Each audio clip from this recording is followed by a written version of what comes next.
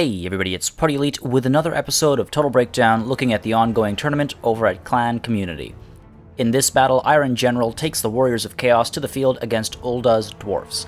If you're interested in a great Total War community that constantly has great competitive play, make sure you check out the link to Clan Community in the description below.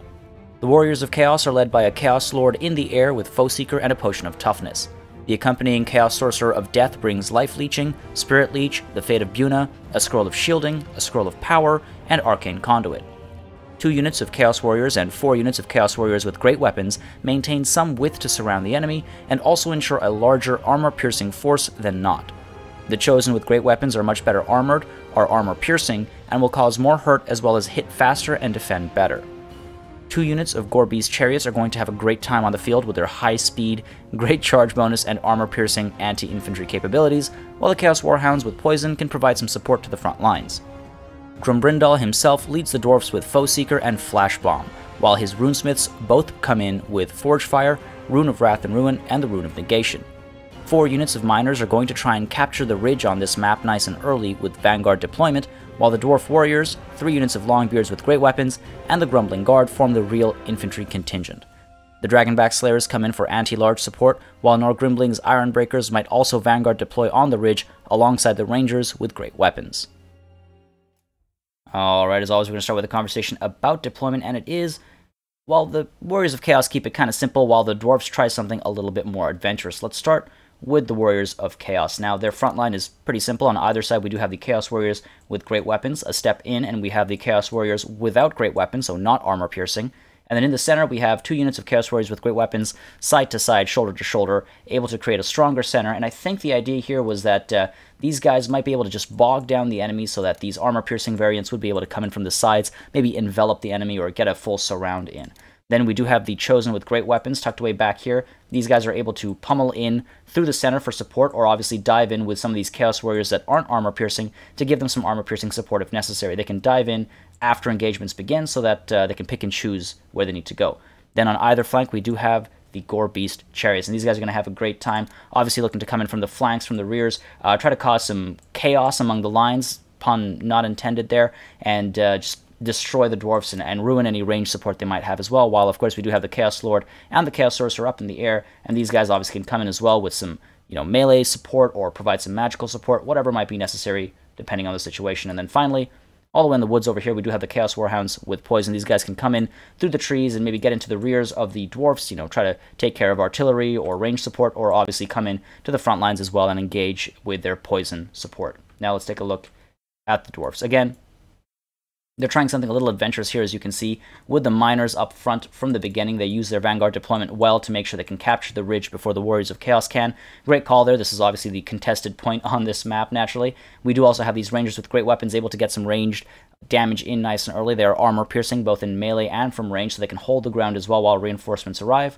While Norgrimbling's Ironbreakers right up front, probably looking to get some damage in nice and early with their blasting charges, and then pull back and wait for the rest of the army to appear that is deployed back here. Now, these guys are pretty simple. We've just got the Longbeards with great weapons and the Grumbling Guard to one side, and mingling among them, we do have the Dwarf Warriors, and we also have the Dragonback Slayers over here as well, as you can see. Again, just mingling with them, maybe trying to get some of that inflammability imbued to the enemy while the rest of the units are hitting away, and maybe the Ironbreakers are tossing their blasting charges inside.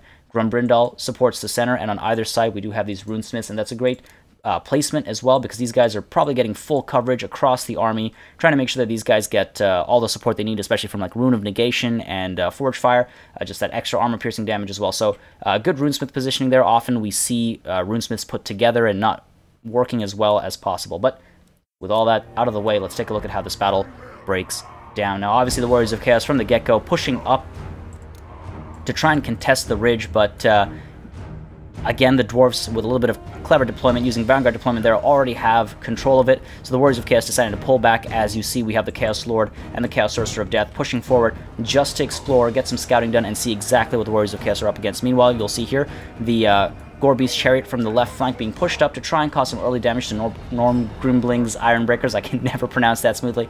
But the blasting charges do come in, get a couple of explosions in there, but these guys do not give a damn. They roll right in, just a little bit of damage in, actually. But the disruption is nice and helpful, and getting a little bit of early damage in, no harm there. You'll see at the same time Spirit Leech does go down on Grumbrind, also getting some early damage in, while the Dragonback Slayers are targeted by the Fate of Buna. So great use of magic there. These guys are going to take a lot of hurt. They're a relatively large unit, and the Fate of Buna is extremely effective against them, so great call there. And you can see the Gorby's Chariot, they're being very picky with their engagements. They're pulling back, very well micromanaged, and the Dragonback Slayer is trying to scare these guys off, doing so quite successfully, but taking a lot of hurt from the Fate of Buna. You can see they're already at about half health, so really rough spot there. Great cast. Now at the same time, you'll notice the Warriors of Chaos have decided to stay back. They don't need to contest the bridge. They can pull the Dwarves to them, especially since they have so little range support. So they've just fallen back, and in fact going even further back so that the Chariots have more time to play around. Meanwhile, we have another Spirit Leech going down on Grumbrindal, just causing some early damage.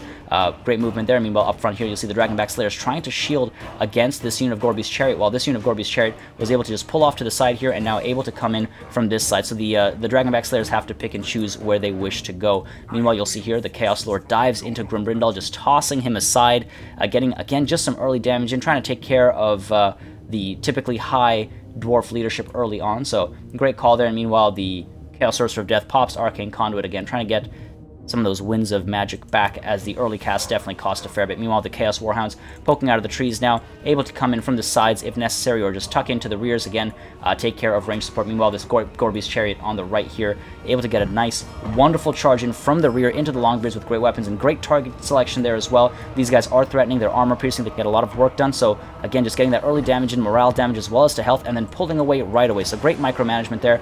And meanwhile, on the left flank over here, you'll see this Gorby's Chariot again, diving into these miners instead. They're a closer target and doing a lot of work. They're taking maybe a fifth of their health off right away, maybe a quarter instead, and doing a lot of morale damage as well. And then again, just pushing away. No need to get stuck in engagements with these Gorbies, so just pulling away right away, you know, diving into the Runesmith, maybe diving past him instead, while the Chaos Warhounds with poison tucked back there, staying hidden, maybe looking for an opening to take out some of the Rangers, maybe just staying hidden so they don't get taken care of right away. Meanwhile, in the center here, or I guess more to the left here, you'll see we have some of these blasting charges going off, coming in from the Iron Breakers over here, and a lot of damage being done onto these Chaos Warriors. So great targeting there, just trying to take care of this engagement before anything else. And it would have been great if the Dragonback Slayers had actually been engaged over here just to get the inflammable trait imbued onto some of these targets, but unfortunately these guys have to be a bit more wary of the Gorby's Chariot that are, well, right now this unit is driving right through these Rangers and maybe chasing after Grumbrindal a bit as well, hitting the Iron Breakers to shut down their range support, while this other unit of Gorby's Chariot is able to provide some support to this right flank. And looking through the lines, you'll see a couple of things. For one, Grumbrindal has actually been hit by a Spirit Leech again, so he's taken about half of his health has been taken care of, and he's only given out so much damage, very little in fact. So great use of magic once again. And meanwhile, back here you'll see the Chosen are actually being kept back here so that they can plug holes if any form up. They're being kept in reserve, while the Gorby's Chariot to the right here now diving into the miners of the Longbeards here again, trying to get a lot of damage into some very threatening units. And of course it's a nice clump, so some of that collateral damage is going to be helpful. Meanwhile, on the left flank over here, you'll see the Runesmith being well used. Rune of Negation is activated, so providing a lot of support to these guys in their damage resistance. So obviously that stacks over top of their armor, considering they're up against some armor-piercing units over here. So the damage resistance is going to do some serious help, and diving in against these Chaos Warriors with great weapons at the same time. Meanwhile, back here, you'll see the Gorby's Chariot is being hit by the Rune of Wrath and Ruin. Not the best target. You want to use Rune of Wrath and Ruin against more dense units, units that have more individuals in them, but the Runesmith does also activate the Rune of Negation back there to try and protect these guys from the Gorby's Chariot, as well as the Chaos Lord. They're diving in to provide some support, allowing the Gorby's Chariot to pull away as the Dragonback Slayers try to push in and take care of the Chariot. Meanwhile, over here you'll see this Gorby's Chariot having come in, they've done a decent amount of damage and now pulling away into some safety, while the Gorby's Chariot on the left here again pushing in to provide some support to the left flank, getting an alright amount of damage. The miners have already been taken care of largely, so not getting too much hurt in there. Maybe a better target would have actually been these miners over here on the right. Meanwhile, the Chaos Lord here having to pull away into some safety, taking a lot of hurt there. Foe Seeker goes down just to help him out, get out of there, while Potion of Toughness is helping him regenerate some of his health. Meanwhile, the Goreby's Chariot over here pulling away again to some safety. Very well micromanaged there, but the Dragonback Slayer is giving chase, while on the right here again, we have the Goreby's Chariot pushing in and getting a wonderful rear charge into these miners. A lot of morale damage, of course, and a lot of physical damage as well. Those guys are made to rout almost right away. Meanwhile, the Chosen in the center here pushing in to try and provide some support here, shut down the Runesmith and maybe take care of these Dwarf Warriors, while again Grumbrindal hit by Spirit Leech, while over here you'll see the Goreby's Chariot, hit by these Dragonback Slayers, so a lot of damage being done there. These guys are not as well managed as this unit of Goreby's Chariot, as you can see, but once again hit by the Rune of Wrath and Ruin here, so again not the ideal target for that rune. Meanwhile, as the Goreby's Chariot over here being pulled away, you'll see the Dragonback Slayers are actually being hit by the Chaos Warhounds with poison. Sort of a sacrificial move there. These guys need to be sacrificed to keep the Goreby's Chariot safe and alive, because the Dragonback Slayers are getting a lot of work done, unfortunately. Meanwhile, you'll see here we have, once again, the Chosen just engaging the Runesmith as well as the Dwarf Warriors back there, trying to make quick work of them, while the Goreby's Chariot over here, once again, just pulling away into some safety, while Grumbrindal is actually diving into melee as well, taking care of these Chaos Warriors with great ease. The Runesmith over here as well, having a great time just shutting down the Chaos Warriors with great weapons here, while these miners are now returning into the fight.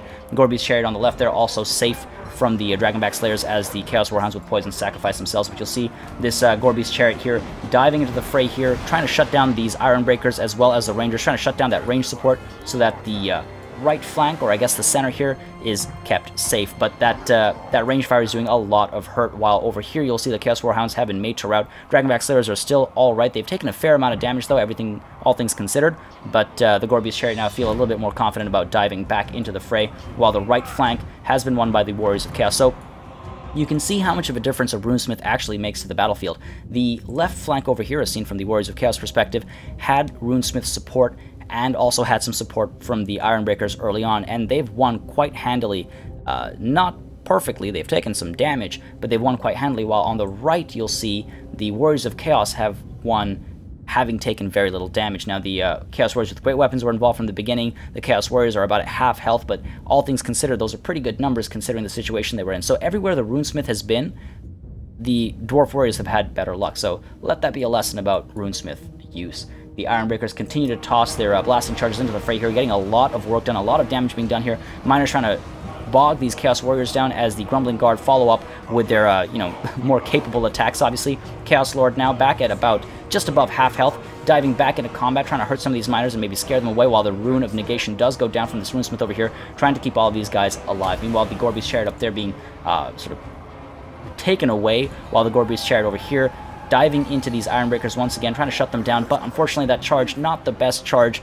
You can't win them all, unfortunately, so trying their best to shut these guys down, but the Dragonback Slayers once again pushed in right away to shut these chariots down, and they're taking a fair amount of damage, but quick response once again, very well micromanaged, I have to say. Though these guys haven't done a lot of work, they haven't killed as many units, they have done a lot of morale damage, and of course they've softened the enemy up for the rest of the army to finish off as well. Chaos Lord, meanwhile, diving in here, trying to get the terror in there, trying to scare some of these guys off, and working quite well to shatter the Longbeards over here, for example, while back here the Goreby's Chariot gets a wonderful charge into the Rangers and into the Ironbreakers as well. A lot of work being done there, while the Chaos Sorcerer of Death activating the Scroll of Shielding because he was the target of a lot of ranged fire that just got shut down by that Goreby's Chariot. So great work there, and unfortunately again, Rune of Wrath and Ruin was on that Chariot unit, just not worth it. Third time I'm saying it, but in the center here you'll see we do have Spirit Leech on Grumbrindal once more, so on the one hand we have some great use of magic there, taken down to about a quarter of health left, so pretty shaky there, leadership for the Dwarfs, but still pushing into action because Grumbrindal has to be used.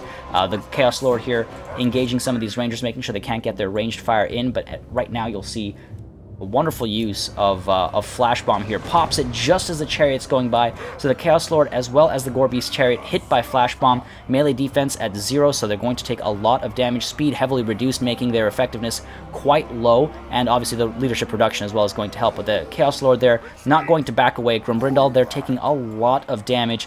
Chaos Lord's having an absolute field day, tossing Grumbrindal aside, just playing around with his food there, basically, and you'll see just shortly Grumbrindal does fall.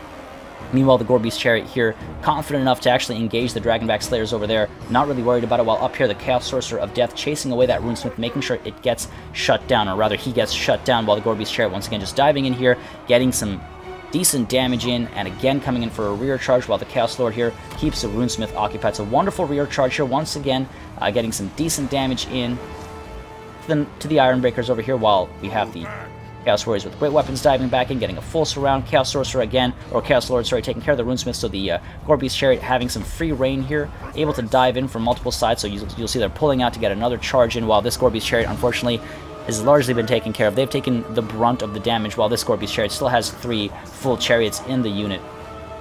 Otherwise, you'll see this Runesmith again continuously being chased away by the Chaos Sorcerer, while the Chaos Lord right now pulling back, staying safe from this engagement, feeling, I think, relatively confident that the battle has been won. The Gorebeast Chariot, once again, you'll see pulling away after having caused some serious damage in this massive mosh pit over here, trying to get away from the Dragonback Slayers, most likely. And you'll see at this point, the Dwarf Warriors do start giving up. Of course, the Dragonback Slayers will stay and fight, as is their nature. They're here to fight to the death, so large-scale charges from all sides. We're just going to speed it up and take it to the end there as the Warriors of Chaos clump in on those Slayers for a Pyrrhic victory. The Chariots really took the Dwarfs for a ride in this battle, and some great use of magic ensured that the only units that could really stop them were taken care of nice and early. With the Dragonback Slayers as the only anti-large and relatively fast unit among the Dwarfs, they had little to respond to the Chariots with, and the battle was largely about the Warriors of Chaos holding the lines long enough for the Chariots to do their job. Well-used magic made the Dragonback Slayers weak from basically the beginning, and Grumbrindal maybe lost 75% of his health to Spirit Leeching. As always, make sure you subscribe to this channel for more Total War content and keep sending in those battle replays. I think it is one of the best ways to learn, and highlighting such intense battles is always a great time. Thank you very much for watching, and I'll see you on the battlefield.